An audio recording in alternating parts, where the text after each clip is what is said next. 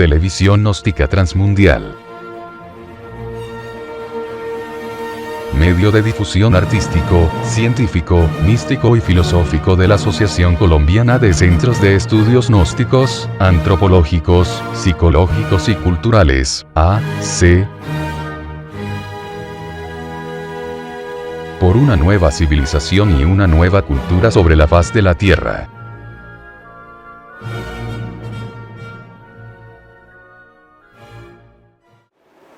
Iniciamos el conversatorio del día de hoy, 6 de septiembre del año 2009. Vamos a estudiar en la tarde de hoy, 6 de septiembre, el tema mente dispersa y mente integral. Incuestionablemente, hoy por hoy, es muy evidente ver que la mente, tanto nuestra como de nuestros semejantes, se encuentra completamente dispersa. En cierta escuela, para hacer comprender esta situación, se le decía al discípulo: mire usted fijamente las manecillas de ese reloj y dése cuenta cuánto tiempo permanece usted concentrado en sí mismo, en su mente, en sus sentimientos. Y cada uno fue sometido pues a este experimento y no alcanzaban a llegar a 10 segundos concentrados en sí mismos. Después la mente se evadía, viajaba a otros lugares. La gente a veces le consultan a uno que quieren hacer una práctica de concentración, quieren concentrarse en la Madre Divina, quieren concentrarse en el Padre que está en secreto, en cualquier parte del ser, o en un chakra, en un plexo solar, sea el del entrecejo, el del corazón. Y se preguntan por qué no permanecemos en esa concentración, sino que de pronto nos acordamos de nuestro primo, de nuestro trabajo. O sea, se va la mente para otro lugar diferente, se abandona la práctica y hasta llega a olvidarse. Este es un motivo en el cual nosotros podemos darnos cuenta que no tenemos una mente integral, que no tenemos una mente unitotal, sino una dispersión en nuestro centro mental. Eso de por sí es altamente preocupante, pues no podríamos nosotros de ninguna manera triunfar si no tenemos una mente integral.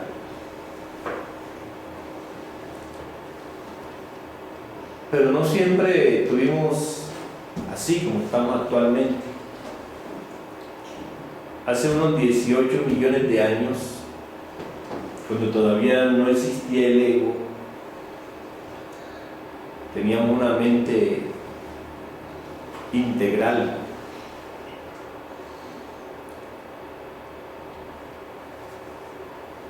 Pero resulta ocurrió para aquella época en que comimos del fruto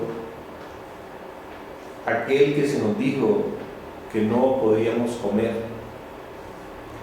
Esta es una alegoría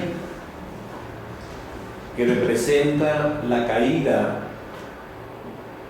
de cada uno de nosotros en la generación animal. Caímos sexualmente, llegamos a fornicar, a perder pues nuestra fuerza sexual, y como secuencia o corolario de esta situación terrible, nuestra mente se dispersó, nuestra mente quedó convertida en miles de millones de fragmentos, o sea, nuestra mente se fragmentó, y cada uno de esos fragmentos hoy día constituyen los elementos infrahumanos e inhumanos que cargamos en nuestro interior, que la psicología denomina yoes, ego. En realidad, pues, allí comienza nuestra situación bastante lamentable. Si nosotros le preguntáramos a un estudioso de la mente, ¿por qué pensamos?, nunca podría respondernos. ¿Por qué pensamos? Ahora, también es cierto que la gente cree que piensa, pero si nos ponemos a mirar el asunto muy seriamente, muy maduramente, en verdad nos damos cuenta que no pensamos, sino que a nosotros, a través de los 5 sentidos, entran a nuestra psiquis unas impresiones, unos impactos que vienen del mundo exterior y van a dar a la mente. La mente reacciona y a esa reacción de la mente le llamamos pensamiento, pero en verdad esos no son pensamientos, son reacciones de la mente. Entonces, partamos de ese principio. El ser humano no piensa, sino reacciona ante las impresiones o impactos que provienen del mundo exterior. No hay un pensamiento libre entre nosotros, no hay una espontaneidad de pensamientos, porque en verdad la conciencia no está presente. La que podría pensar en sí misma y por sí misma sería la conciencia. Pero como no somos conscientes, lógicamente no pensamos. Usted tiene un problema en la mente, porque los problemas son de la mente. Y la mente empieza a funcionar según el problema y crea varias respuestas al problema. Y la mente se queda con la respuesta que en ese momento más le satisface. Y usted dice, estoy pensando y he pensado que la solución a este problema es esto. Pero antes de que diera esa respuesta la mente, tenía otras opciones. Pero para este tiempo no eran apropiadas. Entonces coge una y uno se jacta diciendo, he pensado y la solución es esta.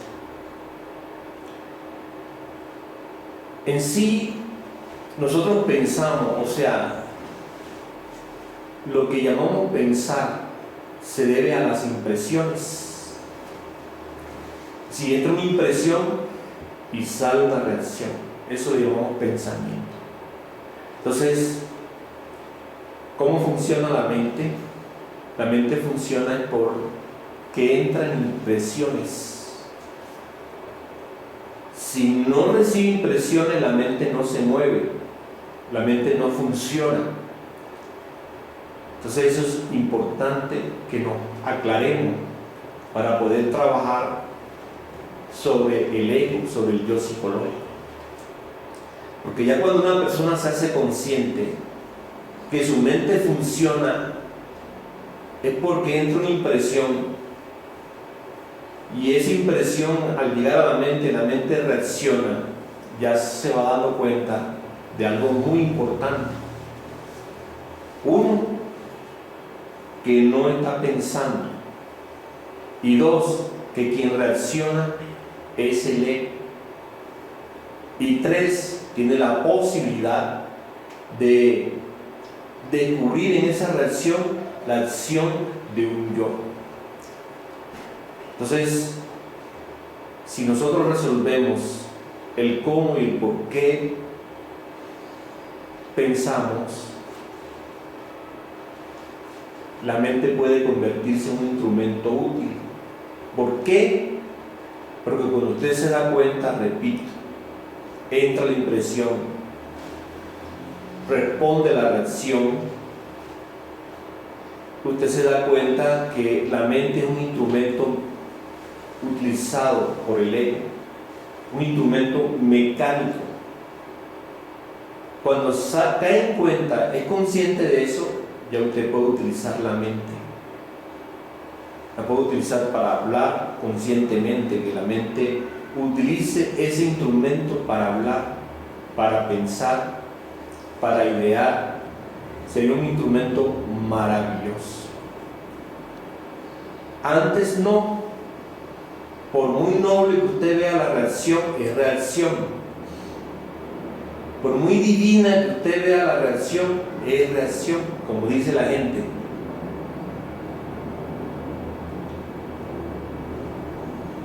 Por muy barrote de oro que sea la prisión, es prisión, ¿cierto? Entonces usted puede leerse un libro sagrado y de ahí van saliendo una cantidad de reacciones, y muchas de esas reacciones en cierta parte de la mente se consideran pensamientos divinos, pero no, eso viene de unos yoes pseudomísticos, pseudo religiosos. Pero cuando usted se va dando cuenta de ese aspecto, de entrar y salir, reimpresión y reacción, y que lo que usted está pensando de ese libro sagrado son reacciones mecánicas que se están clasificando como divinas, ya la mente de usted cambia,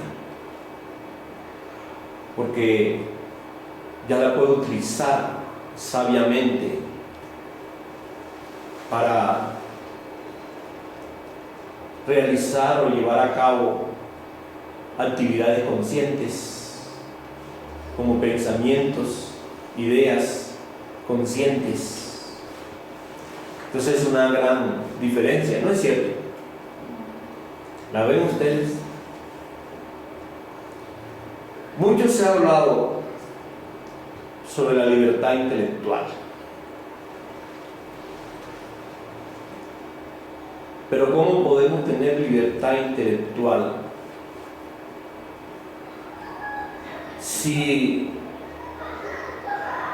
no hemos desarrollado la capacidad de comprensión y no conocemos los diversos funcionalismos de la mente. Por ejemplo, una persona le dice a usted unas palabras muy duras y usted se enoja, usted se irrita. Entonces, las palabras duras son las impresiones que le llegan a la mente. Y las palabras y las reacciones de esas palabras son las respuestas de la mente. Y usted se da cuenta que no tiene control sobre sí mismo. Que esa irritabilidad está surgiendo y usted no la puede controlar.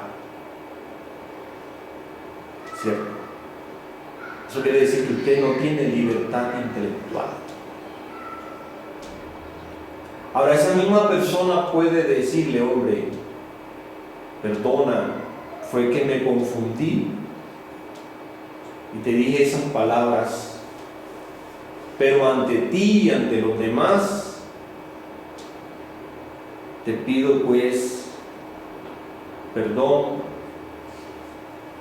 y llego a decir que lo que te he dicho está completamente equivocado. Tú eres una buena persona. No es la persona que yo había creído que es. Esa irritabilidad es cambiada por un nuevo estado donde sientes tranquilidad, donde se siente calma. Entonces esa persona te ha llevado de un extremo a otro extremo. Esa persona lo ha llevado a uno de la rabia a la tranquilidad, como también puede ocurrir que de la tranquilidad lo lleven a uno a una rabia. ¿Podemos nosotros acaso en este sentido tener libertad intelectual? ¿Dónde está la libertad intelectual? La libertad intelectual solamente surge cuando hay comprensión. La comprensión es algo que dice la psicología gnóstica. A uno le pueden quitar todo. Le pueden quitar el cuerpo físico, le pueden quitar los bienes materiales, le pueden quitar todo. Lo único que a uno no le pueden quitar es la comprensión. Entonces, cuando Jehová le dijo a Salomón, pídeme lo que quieras que yo te lo daré, Salomón pidió comprensión, sabiduría. La comprensión es, dijéramos, el equilibrio entre el saber y el ser. Es como una media matemática. 20 más 20 igual a 40. 40 dividido entre 2 da 20. Así es la comprensión. Cuando uno comprende a una persona, está de acuerdo con esa persona porque la comprende. Hay frases como estas: yo comprendo a esa persona, pero no estoy de acuerdo con ella. Ahí no la ha comprendido entonces. Uno conoce una persona que es un pastor de la iglesia, de la Sexta Muerta, por ejemplo, y lo oye hablar.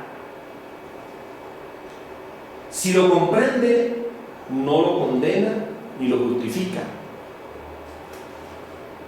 ¿Cómo lo comprende? Con el desarrollo del ser y del saber. Uno sabe que esa persona pertenece al hombre número 3, es un intelectual. Está repitiendo unas palabras que están escritas en la Biblia. ¿Cierto? Está repitiendo lo que dice la Biblia. No es algo que él ha experimentado, no es algo que él ha vivido. Incluso no es algo que él ha entendido. Simplemente está diciendo que Jehová dijo esto y esto. O que Jesús de Nazaret dijo esto y esto y esto y esto. Entonces cuando uno llega a tener el ser y el saber desarrollado en relación a esa situación, entonces lo comprende y dice que pasa pues que esta persona es un hombre número 3, es un hombre intelectual, está repitiendo como loro, como papagayo, lo que está escrito en un libro sagrado. Eso es todo. Ya no pelea con esa persona, ¿cierto? Lo ha comprendido. Entonces la comprensión es fundamental para poder tener libertad intelectual. Si alguien nos insulta y uno no comprende a esa persona que nos está insultando porque está nerviosa o porque nos tiene odio o mala voluntad, entonces no puede estar de acuerdo con esa persona, la condena. Entonces uno puede lanzar, si son compañeros de uno de estos estudios, dirá, mira, que no, si tú estás estudiando, ¿qué estás haciendo tú entonces en el grupo? No lo comprende, ¿cierto? Porque lo está condenando. Pero cuando uno dice, el ego es el ego, el yo es el yo, y esté donde esté uno, sea en el catolicismo, en el budismo, en el gnosticismo, ahí está el yo, no se ha eliminado. Entonces él reacciona ante una impresión. Entonces cuando ve una persona que está irritada, nosotros la comprendemos y estamos de acuerdo con ella, porque ahí está el yo psicológico. Uno dice, estoy de acuerdo con esa persona, tiene el yo adentro, está utilizando los 5 centros de la máquina humana y pues ahí está el ego.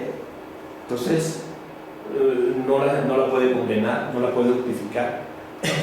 La está comprendiendo.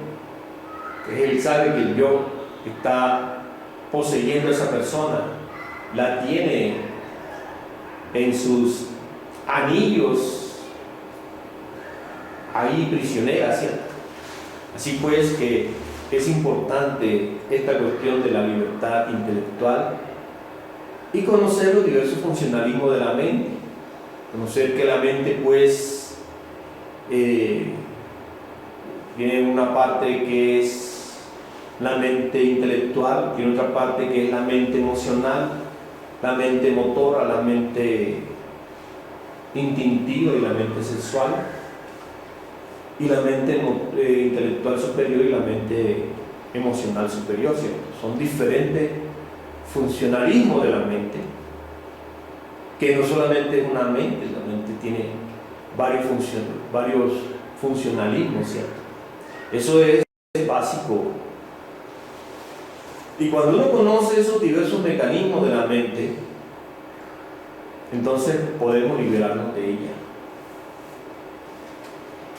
Uno conoce pues cómo es que se mueve la mente, cómo es que actúa la mente, cómo entra en acción la mente, uno puede librarse de ella, ¿cierto? Y hacer de ella misma un elemento benéfico, beneficioso. ¿Qué tal si nosotros nos hiciéramos dueños de los 5 centros inferiores de la máquina humana?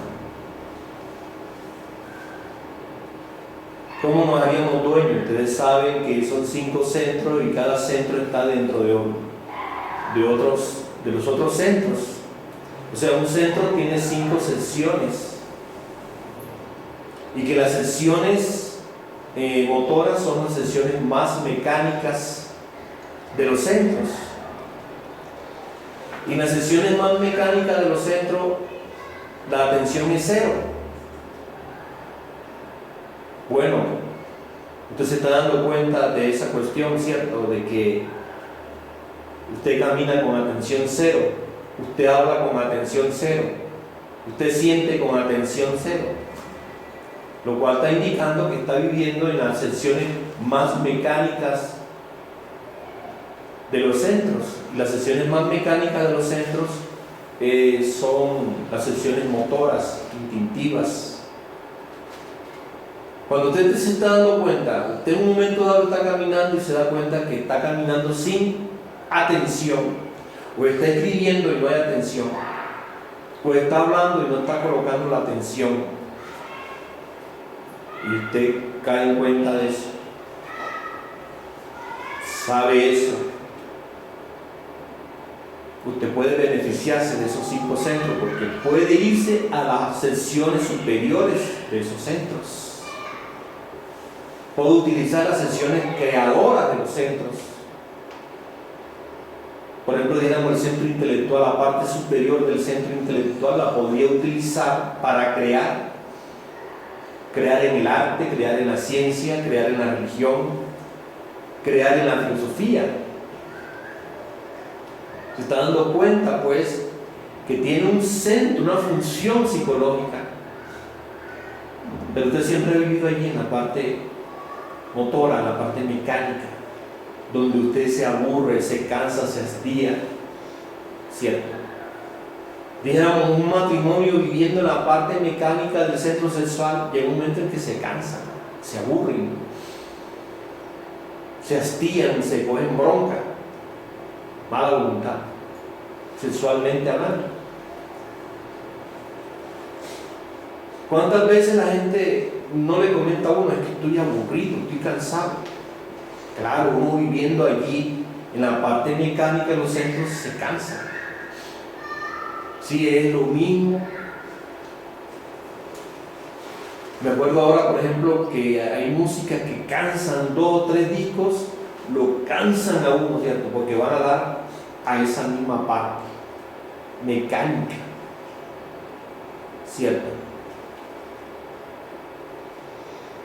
Y usted un día de esto se puede cansar de estas pláticas, porque van yendo siempre a la misma parte motora.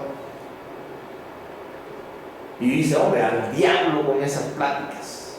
Me hastiaron, me aburrieron, me cansaron. Pero si usted hubiera sido un gran observador de sí mismo, de sus funciones psicológicas, se puede dar cuenta que cada función tiene una parte superior, y que en esa parte superior podemos nosotros crear. Podrían ustedes convertirse en grandes estudiantes gnósticos, ¿cierto? Dominando esa parte superior. Entonces, si conocemos las diferentes funciones de la mente y las diferentes secciones de cada una de esas funciones, nosotros podríamos utilizar la mente para cosas extraordinarias. ¿Como cuáles? Como esta, por ejemplo. Conocernos a nosotros mismos. ¿Cierto? ¿Cómo podría uno conocerse a sí mismo si no conoce su propia mente? Sus diversos funcionalismos de la mente. Necesitamos llegar al pleno conocimiento de sí, y eso es impostergable e inaplazable. Pero la gente quiere conocerse a sí mismo. Incluso por ahí anda una, dijéramos, corriente gnóstica o pseudognóstica, como le dijera a alguien en un discurso a algunas personas presentes, que se llama el conocimiento de sí mismo. Esa gente pretende, según dicen ellos mismos, que mediante la acumulación de conocimientos, mediante la práctica de un psiquismo inferior, van a conocerse, van a llegar al conocimiento propio.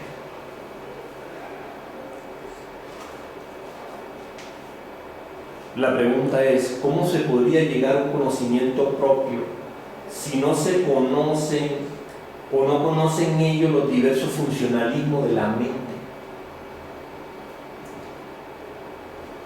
Una vez, algunos miembros de esa secta gnóstica o pseudognóstica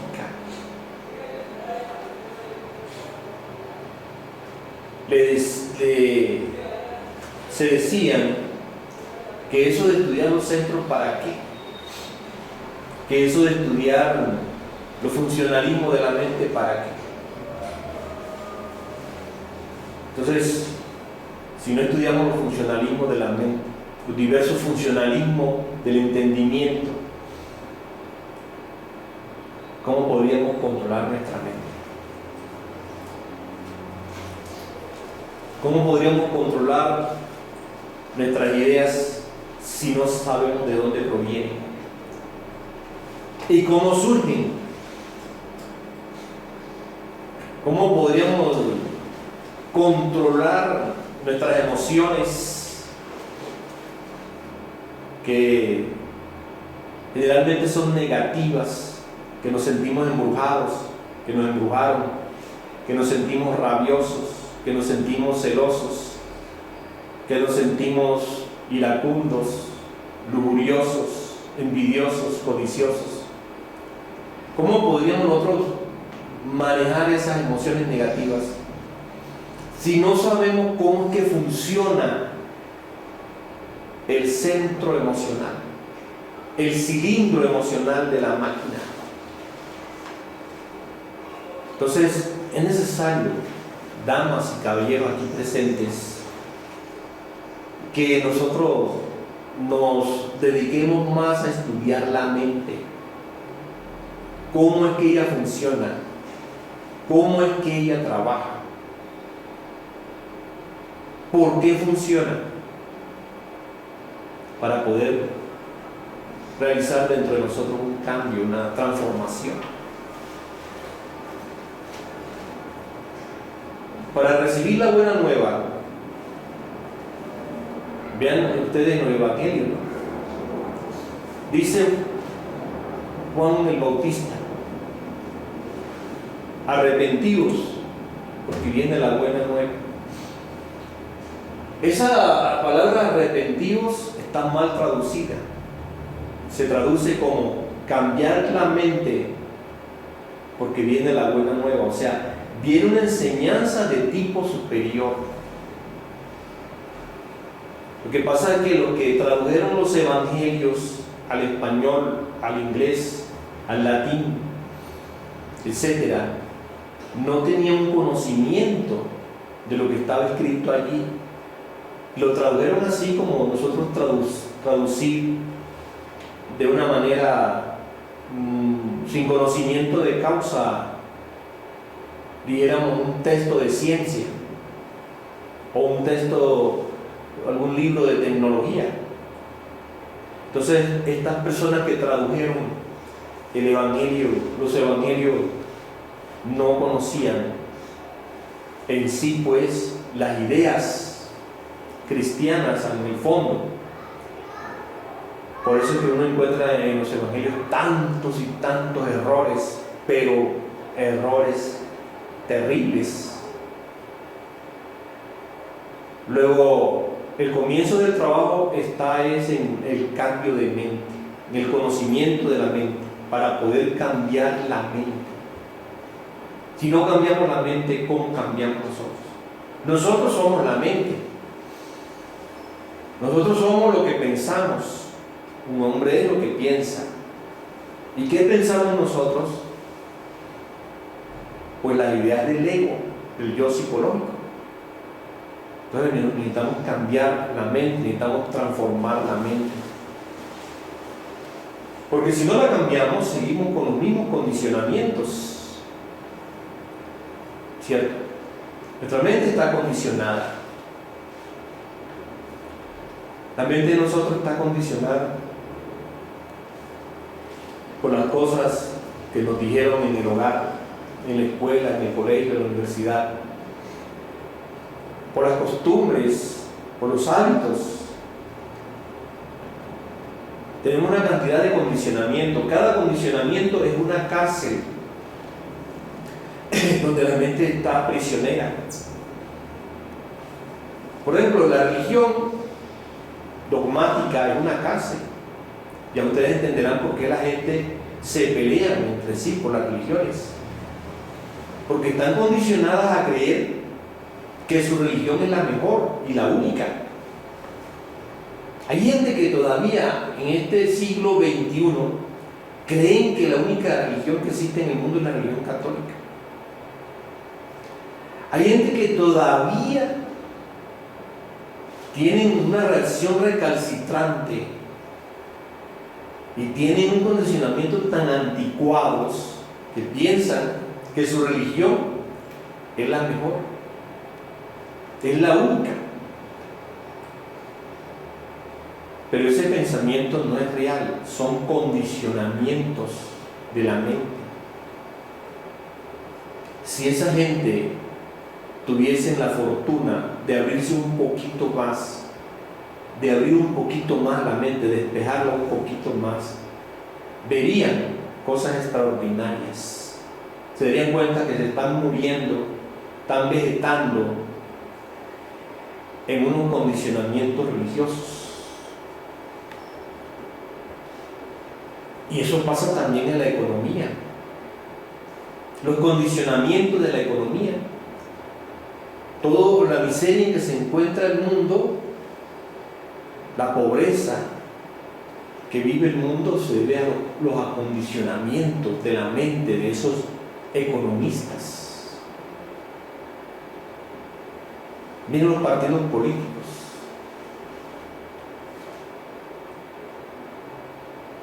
Esa gente está condicionada a esas ideas políticas. Son partidos que nunca se renuevan, nunca cambian, las mismas ideas de siempre. Y los partidos que van naciendo salen de esos partidos ya viejos. Entonces tenemos el mismo condicionamiento, pero con un estuche nuevo. ¿Cierto? Por ejemplo, el partido de la B, el partido de la izquierda, el partido del centro. ¿De dónde salieron? De los partidos viejos.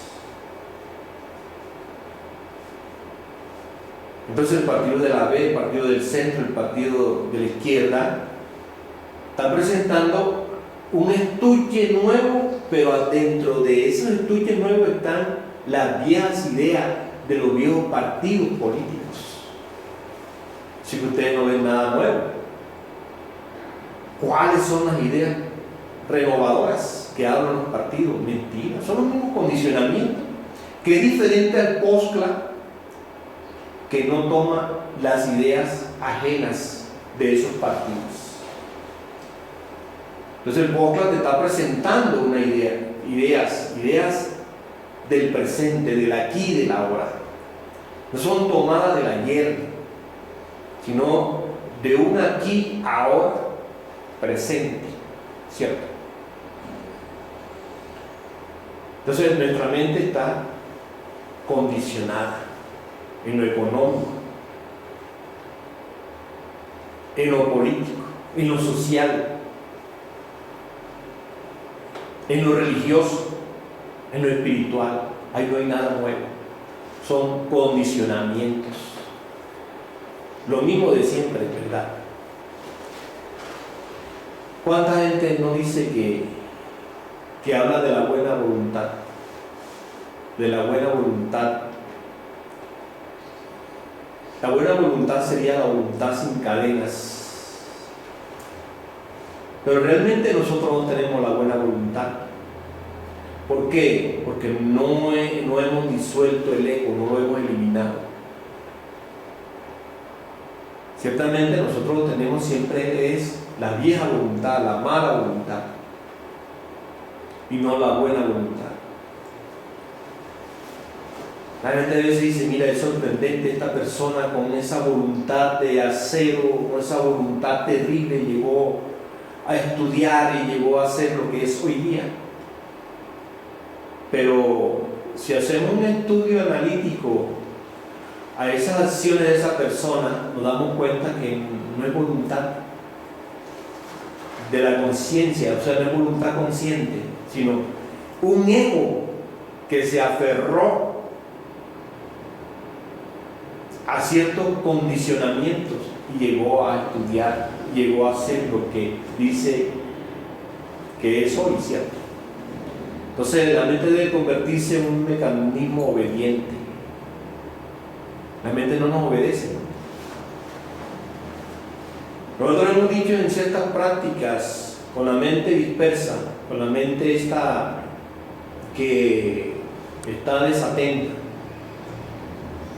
hay que hablarle fuerte a la mente y hay que acostumbrar a la mente que nos obedezca. Hay que decir a la mente, mente, retírame esos pensamientos. Por ejemplo, hay ciertos pensamientos de la mente que se vuelven obsesivos, que son como ideas fijas, y hay que decirle a la mente, mente, retírame esos pensamientos, no te los acepto. Hay gente que domina su mente, que le hablan a la mente y la mente le obedece, porque la mente no somos nosotros. La mente no es la conciencia, la mente no es el ser, la mente es un instrumento del ser. Por eso es que en el Evangelio a la mente se le llama la burra que montó Jesús de Nazaret. ¿Cierto? Esa mente también nosotros tenemos que montarla, porque hasta el momento ella no nos obedece y ella tiene que obedecer. Si cuando montamos a ese animal, ella tiene que obedecernos, no debe coger para donde a ella le dé la gana, que si se quiere ir para la casa, que si se quiere ir para la playa, que si se quiere ir para el parque. No, señor, tiene que estar aquí y ahora con nosotros montados sobre ella, utilizándola sabiamente. Pero hasta el momento la gente no sabe dominar su mente. La mente es quien domina a la gente. Yo lo digo jocosamente, la silla se sienta sobre uno. En vez de uno sentarse sobre la silla termina sentándose en uno, ¿cierto? ¿Cuánta madurez necesitamos nosotros? Mucha, ¿cierto? Necesitamos madurez para ver estas cosas, pero desafortunadamente uno dentro de la mente, pues, metido dentro del pensar mecánico, sentir mecánico, actuar mecánico, ¿qué madurez puede tener?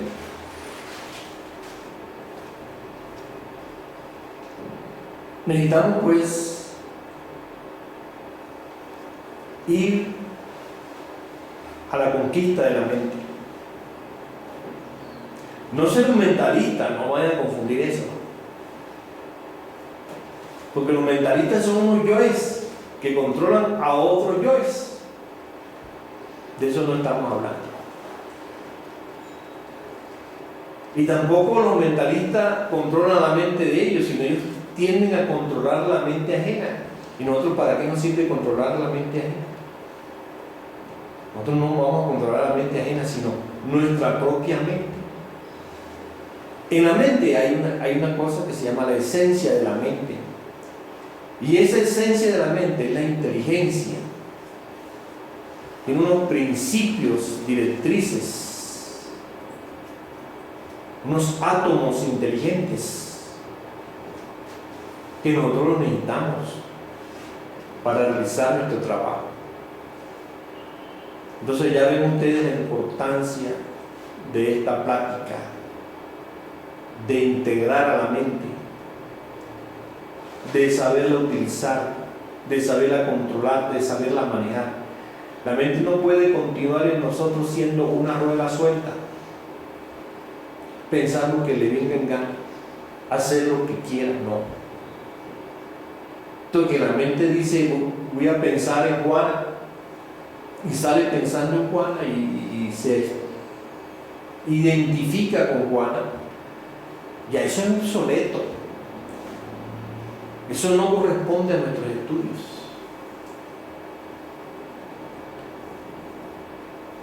Nosotros necesitamos manejar nuestra mente, controlarla. Pero para controlarla es necesario que se tenga en cuenta todo lo que estudiamos hoy en esta clase. ¿Qué pregunta quieren hacer? Maestro, cuando la mente está muy inquieta, se puede decir que la parte motora de todos los centros están actuando en esos momentos. Cuando la mente está muy agitada, pues se debe a ciertos condicionamientos, a ciertas supersticiones, a ciertas malas voluntades que tenemos que mirar, estudiar para poderla dejar tranquila. ¿Cierto? Nosotros tenemos que ir comprendiendo que es importante saber seleccionar las impresiones.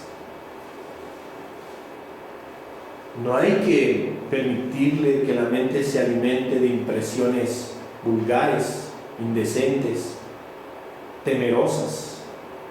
Así como nosotros seleccionamos el alimento físico, que no permitimos comernos una carne podrida o unos alimentos descompuestos, nosotros tampoco le podemos permitir a la mente que ella coma alimentos descompuestos. Por ejemplo, ¿para qué ver una película de terror? ¿Para qué participar en una conversación banal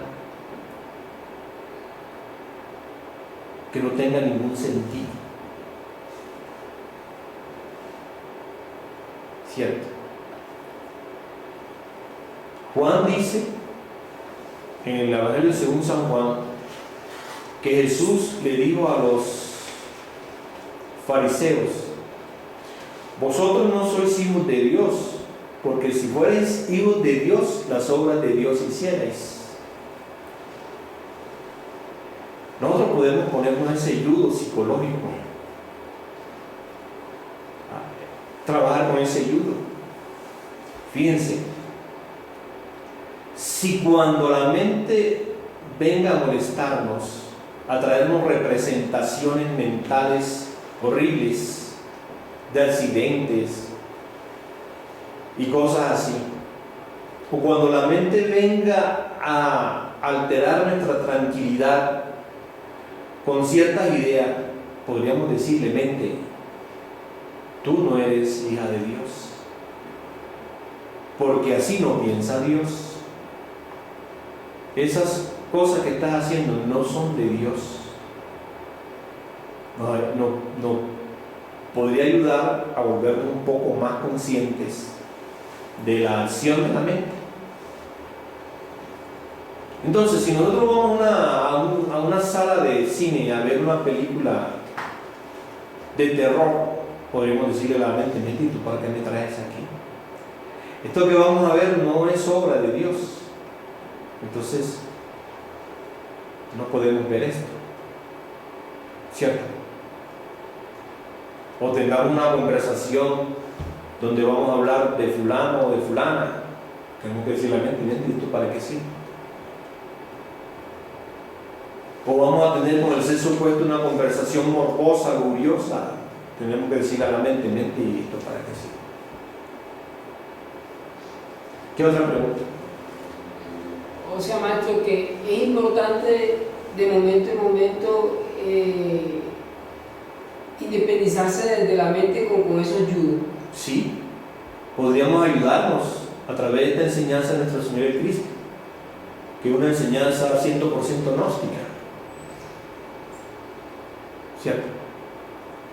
¿Y a qué se refiere, o de pronto hablan un poco más cuando usted dice de que si uno se da cuenta de la parte motora, puede tener acceso a otros niveles más altos. Cada centro se divide en diferentes secciones.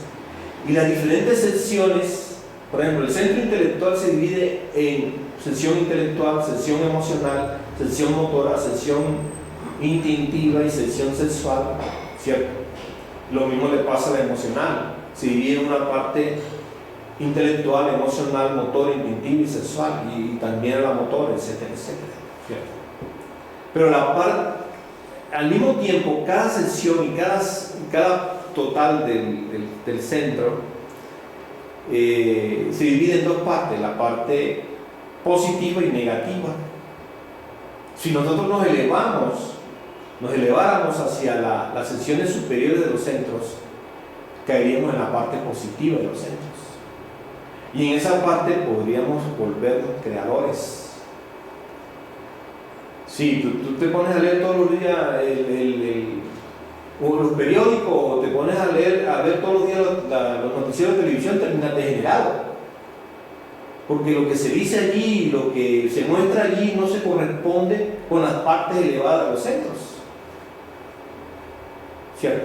Porque quienes escriben esas noticias y quienes las dicen a través de la televisión ya están degenerados.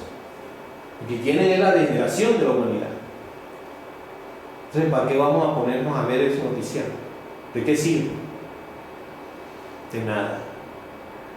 Cuando tú dejas de ver los noticieros y dejas de leer el periódico, entonces las partes inferiores dejan de estar funcionando y ya la podemos aprovechar para irnos a las partes superiores, ¿verdad? Un ejemplo. ¿Qué otra pregunta?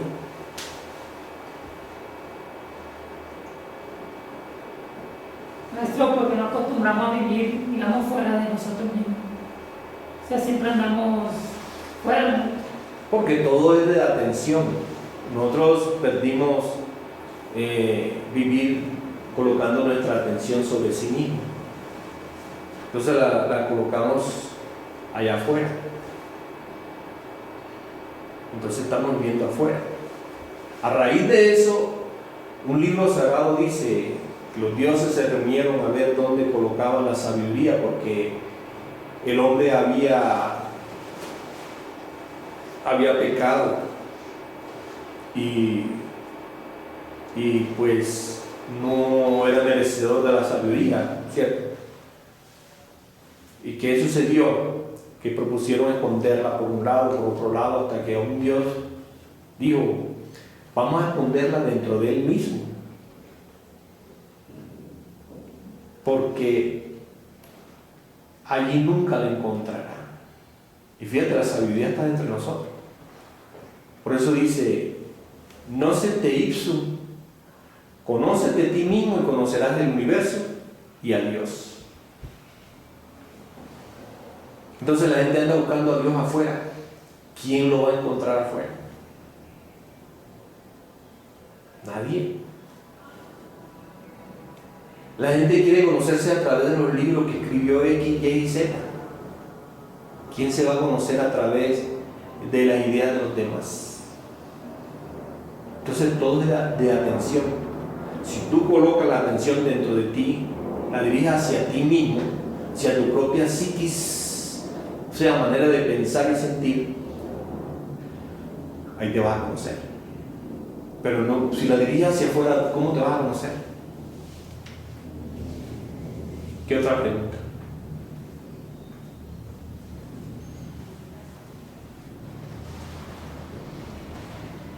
Bueno, si no hay más preguntas, entonces damos por finalizada la reunión de hoy. Muchas gracias por haber llegado hasta acá.